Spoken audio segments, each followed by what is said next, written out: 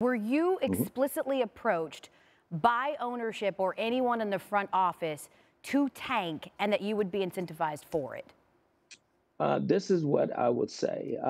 What I was approached by is understanding what that 4-year plan was.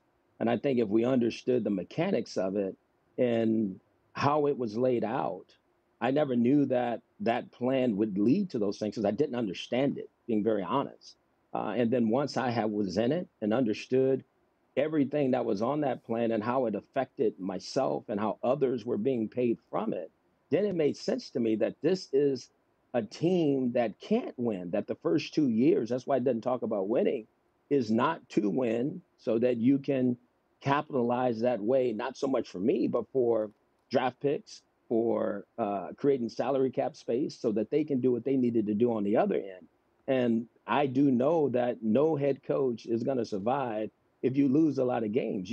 There's no way. And so I was put out as the face of this, and I ended up having to take this. Did you express concerns with ownership and front office about the situation you were put in?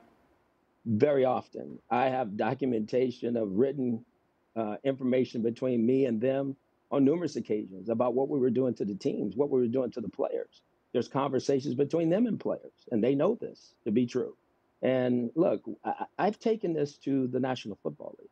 When I understood what was going on, I immediately called the National Football League and I talked to Roger Goodell about what I thought was going on. So this is not new. I mean, I went to arbitration in this case against the Browns where I didn't win anything, So this is, people don't understand that I tried to sound this alarm a while back, but nobody wanted to listen because the record was so bad. So you didn't have a chance to really make a point because all the narratives was that he was just a bad coach. Well, that's not the case at all. So here we are today because what's happened with Brian Flores, I can see some similarities between the two. Specifically, what similarities do you see between your situation and Brian Flores?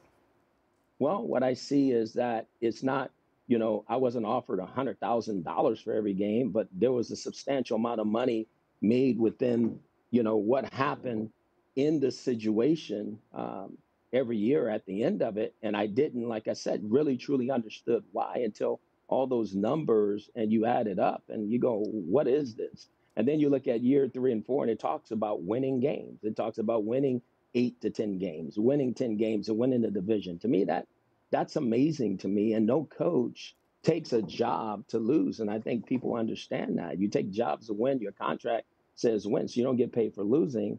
And then here I am after being 1-31. I'm kept the 3rd year and given a contract extension that nobody knew. So that should tell everybody something right there. Why do you keep a coach who's 1-31 when your track record has been to get rid of coaches as fast as you can? You give him a contract extension, you keep that quiet, and the same people who were involved in all of these transactions are still running the organization today. So that means they must have been doing something right through all that losing. Thanks for watching ESPN on YouTube. For live streaming sports and premium content, subscribe to ESPN+.